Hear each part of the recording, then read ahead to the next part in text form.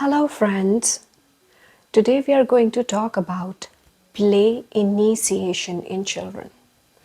If we talk about children who might have sensory issues, behavior issues, emotional dysregulation, hyperactivity, we may observe that they do not initiate their play or they have very limited play in which they get involved. Like they always want to align things, they always want to run around, they always want to jump or be on the playground equipment, so they always want to be in the park and never come back, or they always want to sit or hum something rather than playing with any object. And that is where play initiation plays its part. Let us first try to understand whether your child really is missing the element of play initiation, or is it that they are fixated on one form of play.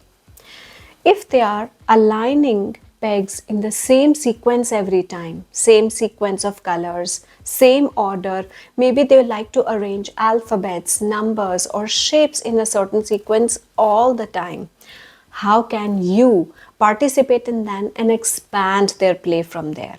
So, for example, you remove one of the pegs and tell them, "Where did pink go?" And they come looking for it, place it back again. Next time, remove another one. And in this manner, you introduce playful obstruction, in which they understand that you are interested in playing with them rather than disrupting their play, because you allowed them to put the piece back and did not just take the pegs away from them. If this is what your child is doing the whole day through, or most of the time they're just spinning the wheels of a car toy, you can take another such toy and start hammering the wheels, saying, "I think they have gone bad. I need to fix the wheels, and then would you like to try?" In that manner, they see how you are approaching the activity, and then you try to move it. "Oh yes, the wheels are moving good. The sound is interesting." So if they have a sound seeking, a vibration seeking that they want from such a toy, they would still enjoy it and their play will be expanded.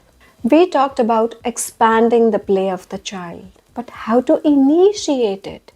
The child might be sitting in a place, continuously singing rhymes, or looking out of the window, counting things, or looking at patterns in the environment, looking at different things and squinting their eyes to observe what happens, how light changes.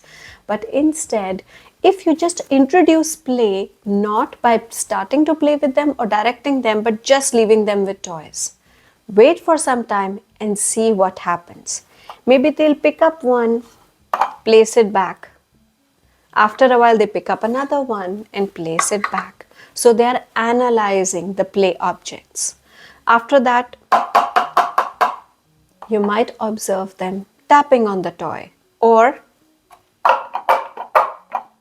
they tried to fit it, it did not fit, so they just left the activity there.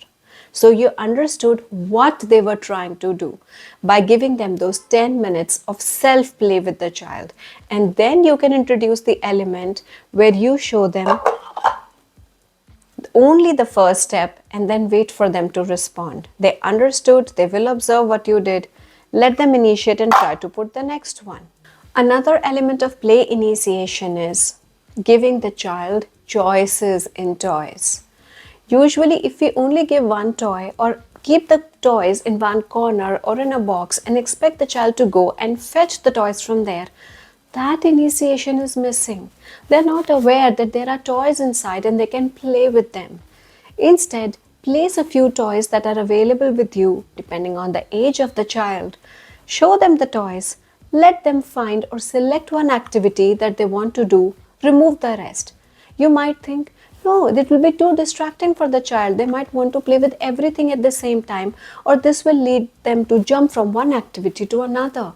But that is our misconception, because the child might want to try something in a mixed way. For example, they see an orange tumbler and they realize that there is another orange color here. So they start to make patterns because they like making patterns. Blue, green, and so on. In a similar manner, they might want to align these and try to move the truck over it. Most important aspect here is sit with them. Don't just leave them with the toys, so that when it comes time for that introducing that playful obstruction, or once they have initiated adding one more step, if you're not there, then the child might leave the activity. You can check out the learning video here, how manual guidance plays such an important role in the initial learning of the child. So if you guide them initially, they will know how you introduce the activity and they might want to take the next step. For example, there are these bowls, and you played a game where you either stack the bowls, the next time you turn them upside down and place them like this. The third time you try to hide something under one of the bowls, and so on. Make sure that you introduce different aspects of play in the same activity. Otherwise, what you will find is they will play the same activity in the same manner over and over. And at that time, if you try to introduce these playful obstruction elements, the emotional dysregulation is more likely to occur. Play initiation is a vast domain, but I tried to cover some aspect of it today.